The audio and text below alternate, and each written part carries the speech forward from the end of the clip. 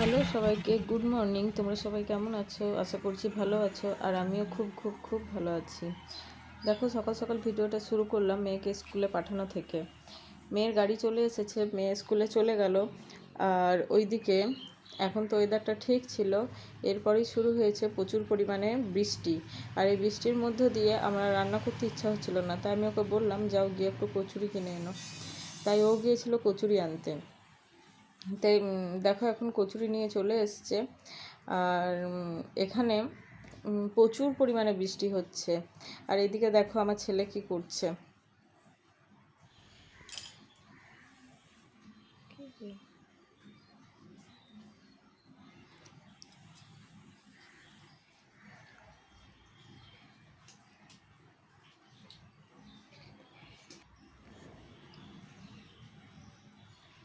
এখন আমরা সকাল সকাল কচুরি নিয়ে খেতে বসে গেছি, সকালে ব্রেকফাস্ট করতে।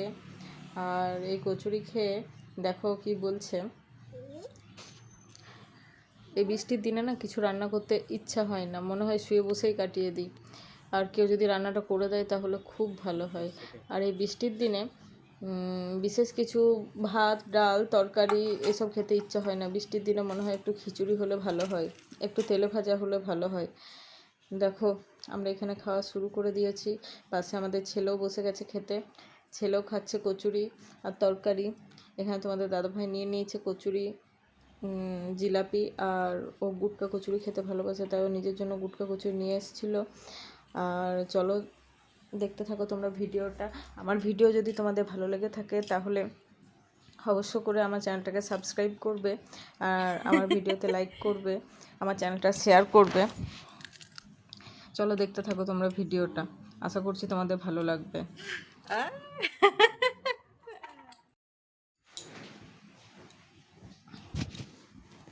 রান্নাবান্না কমপ্লিট করে চলে এসেছি দুপুরের মেনু নিয়ে।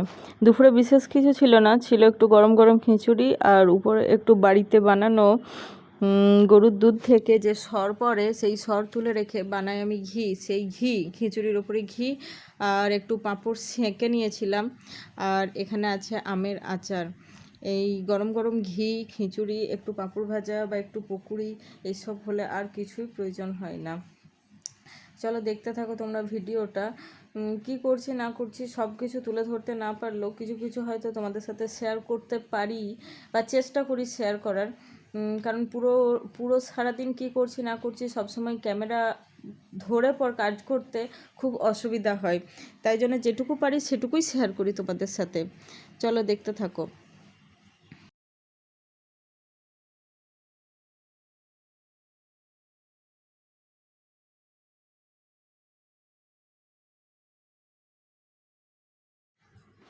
চলে এসেছি দুপুরের খাবার নিয়ে। দুপুরে এখন আমরা খেতে বসে পড়েছি। আর মেয়ে তো স্কুল থেকে চলে এসেছে, ওকে স্নান টান করিয়ে খাইয়ে ঘুম পাড়িয়ে দিয়েছি। ছেলেও খেয়ে ঘুমিয়ে পড়েছে, এখন খেতে বাকি আছে আমরা দুইজন। তাই আমরা এখন খেতে বসে গেছি। আর আমার বাড়িতে যে কাজের হেল্প করে সে আজ আমাদের সঙ্গে খায়নি, সে খাবার নিয়ে চলে গেছিলো। এরপরে একটু রেস্ট নিয়ে মেয়েকে টিউশন পাঠিয়ে টিউশন থেকে আনার পরে ও বাড়ি ছিল না, ও বেরিয়ে পড়েছিল, একটু বাইরে গিয়েছিল 2 দিনের জন্যে। তাই দেখো এখন আমি ভাবলাম যে ওদেরকে গ্রাউন্ড থেকে ঘুরিয়ে নিয়ে আসি। ছেলে আমার খুব করে বায়না করছিল গ্রাউন্ডে যাবে, তাই জন্য এখানে গ্রাউন্ডে নিয়ে এসে দেখি বৃষ্টির জন্য প্রচুর পরিমাণে কাদা হয়ে গিয়েছে। আর এই কাদার মধ্যে পা দিতে দিতে দেখো পায়ের কি অবস্থা। যাস না পায়ের মধ্যে পুরো কালো কালো, যে এখানে যেহেতু এটা কলসিং এরিয়া তাই এখানে কয়লার ডাস্ট আর মাটির সাথে মিশেছে, এরকম কালো হয়ে গেছে। সন্ধেবেলায় বানিয়েছিলাম একটু পিঠে, পাটিসাপটা। রোজ রোজ এই একঘেয়েমি খাবার খেতে ভালো লাগে না, তাই জন্য ভেবেছিলাম অন্য কিছু করি। তাই জন্য আমি আগে থেকে চাল আর ডাল, বিউলির ডাল ভিজিয়ে রেখে দিয়েছিলাম, সেটাকে পেস্ট করে এখন বানানোর জন্য ট্রাই করা হচ্ছে। এখন জানি না আদৌ পিঠে উঠবে কি উঠবে না। আর এখানে আমি দুধ দিয়ে নারকেল দিয়ে একটা পুর বানিয়ে রেখেছিলাম, যেটা আমি পিঠের মধ্যে দেবো। দেখো পিঠেটা কি সুন্দর উঠে গেছে। আমি এটা আশাও করতে পারিনি যে আমি পিঠেটা প্রথমবার এই পিঠেটা দিয়ে পর আমি তুলতে পারবো। রাতে পিঠে খেয়ে আমরা রাতের খাবারের মানে কি বলবো, আর অন্য কিছু সেরকমভাবে বানানো হয়নি, এই পিঠে খেয়েই শুয়ে পড়েছিলাম।